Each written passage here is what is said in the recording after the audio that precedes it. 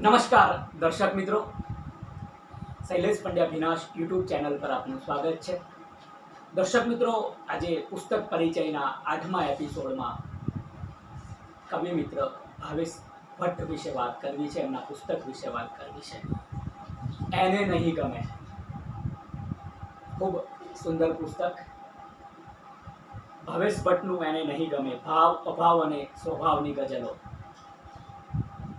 નવભારત સાહિત્ય મંદિર દ્વારા પ્રકાશિત આ પુસ્તક નવેમ્બર 2021માં પ્રગટ થયેલું છે.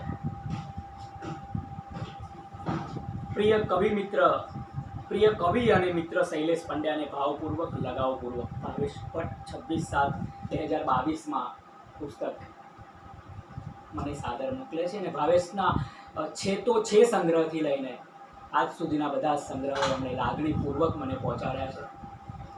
હું ભાગદોડમાં બધા જ મિત્રોએ મને સંગ્રહો આપ્યા છે, પણ હું એના વિશે લખી શક્યો નથી એ મારી વ્યસ્તતામાં. પણ હવે મેં નક્કી જ કર્યું છે કે આ સંગ્રહ વિશે 5 થી 7 મિનિટ તો બોલવું જ, અને બધાને માહિતગાર કરવા. આમ તો ભાવેશ ભટ્ટ અત્યારે સાંપ્રત સમયમાં ખૂબ ચાલતા અને ઝીલાતા ગઝલકાર છે. દર્શક મિત્રો, ભાવેશ ભટ્ટ અંગત મિત્ર છે. શનિ સભામાં 2005 થી 2008 સુધી હું નિયમિત ગયો, એમાં ભાવેશ ભટ્ટ પણ સાથે જ હોય. બુદ્ધ સભામાં પણ કવિ મિત્ર અનિલ, ચંદ્રેશ, આ બધા જ મિત્રો. મારે વાત કરવી છે આ પુસ્તક વિશે. અર્પણ એમણે ગુજરાતી કવિતાના ભાવકોને કર્યું છે. ભાવકોએ એમને ખૂબ પ્રેમ આપ્યો છે. પ્રસ્તાવના પોતે જ કરે છે. હવે પ્રસ્તાવનાની જરૂર નથી, એટલું એમનું કામ એટલું ઊંચું છે. ગુજરાતી કવિતા વિશ્વમાં જ્યારે પ્રથમ પગલું મૂક્યું ત્યારે મારા માટે બીજા જન્મ જેવું જ હતું. એક નવી દુનિયામાં જૂની દુનિયાની સમજણ લઈને પાપા પગલી કરવાની હતી. નવા ચહેરા, નવા રસ્તા, નવા પડકાર, નવો આનંદ, બધું જ નવું. પણ આમાં બાળ સહજ વિસ્મય અને પુખ્તતા બંનેનો સમન્વય રાખવામાં સરસતા જોખમાતી હતી. ધીરે ધીરે કવિતાએ આ અવઢવને સરળતામાં ફેરવી નાખી. જીવનની કપરી પરિસ્થિતિમાં તમારો સાથ આપે એ જ સાચા સ્વજન. આ વ્યાખ્યા મારા મનમાં ફક્ત માણસ પૂરતી જ સીમિત હતી, પણ એ બાબતમાં કવિતાઓને પણ સુમાર કરી શકાય એ મને મારા અનુભવ પછી સમજાયું. જ્યારે સળગતા ઘરમાં તમારો પડછાયો પણ દાઝવાના ડરથી સાથે ઊભો ના રહે, ત્યાં કવિતાએ આવીને વાત કરી. ક્યાં વાત હે! ખૂબ સુંદર વાત કરે છે ભાવેશ ભટ્ટ. અમદાવાદમાં જ કવિ સ્થાયી થયા છે. મૂળ ઉવારસદના વતનીએ. એમને 108 ગઝલોથી લઈને 126 ગઝલો આ સંગ્રહમાં સમાવિષ્ટ થઈ છે.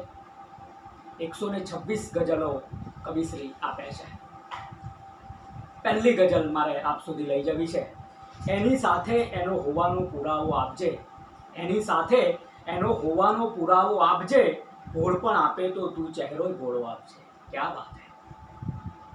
સુખની સમજણ તારીને મારી અલગ હોઈ શકે. આપતા પહેલા મને એનો નમૂનો આપજે. આંસુઓ ખાઈ શકે થોડો વિસામો, એટલે ગાલ પર દરરોજ એકાદો ઉજરડો આપજે. એ જ ચહેરો આંખ સામે ભૂલથી પણ ફરફરે. જીવ કાઢી નાખનારો એક સણકો આપજે. છે ભિખારણ તો ભિખારણ લાગવી પણ જોઈએ. આ ક્ષણોના હાથમાં ખાલી કટોરો આપજે. ત્યાં સુધી આ વૃક્ષની ડાળો સજ્જડ થઈ જશે. જાય તું તરછોડી તો તારો દુપટ્ટો આપજે. બહોત અચ્છે કવિ. પાછલા પૃષ્ઠ પર એમના શેર મૂકવામાં આવ્યા છે. શરમ બેમાંથી કોને આવવી જોઈએ બોલો? શરમ બેમાંથી કોને આવવી જોઈએ બોલો? જુએ ફાટેલી આંખોથી કોઈ થીગડાની સામે. ક્યાં બાત હે યાર!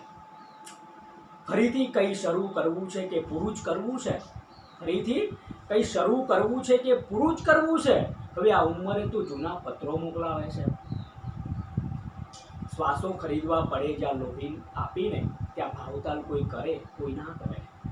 તારી કહેલી ના બચાવી રાખી છે હજી, ક્યારેય વાપરતો નથી પહેલી કમાઈને. એક બે નહીં સૌની સાથે પ્રેમ કર, એ બધા ચહેરા તો ક્યાં સંતાડશે. એમ કરવામાં મને મહેનત જરા ઓછી થશે, એટલે માપું છું કે તું કેટલો નિર્દય નથી. મહાન ચિત્ર બનાવ્યું છે કોઈ રાજાનું, બહુ મહાન હતો ચિત્રકાર કાલ સુધી. એટલું દમદાર કોઈ પાત્ર સૌને ક્યાં મળે, ઘર સુધી લઈ જઈ શકે જે મંચના અજવાસને.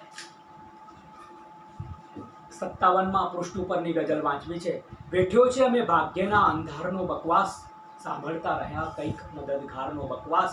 સમજી ન શકી છત કે શું કહેવું હતું એને, વરસાદે કર્યો આજ ગજા બહારનો બકવાસ. એમાંથી જીવન મંત્ર મળી જાય છે ક્યારેક, બેકાર ના સમજો કોઈ બેકારનો બકવાસ.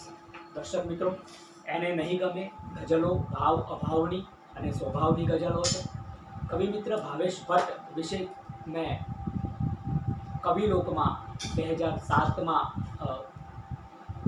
છે તો છે એમની ટાઇટલ ગઝલ ઉપરથી જ મેં આસ્વાદ કરાવ્યો હતો. ને એ વખતે મેં વાત કરી હતી કે આજની પ્રયોગશીલ ગઝલમાં ચીનુ કાકા પછી ભાવેશ ભટ્ટ આ વસ્તુ કરે છે. ખોટામાં ખોટા શબ્દોથી દૂર રહીને પરંપરાથી પણ સહેજ અંતર રાખીને પ્રયોગશીલ ગઝલમાં જે કોઈ નૂતન કામ કરતું હોય તો ભાવેશ ભટ્ટ છે.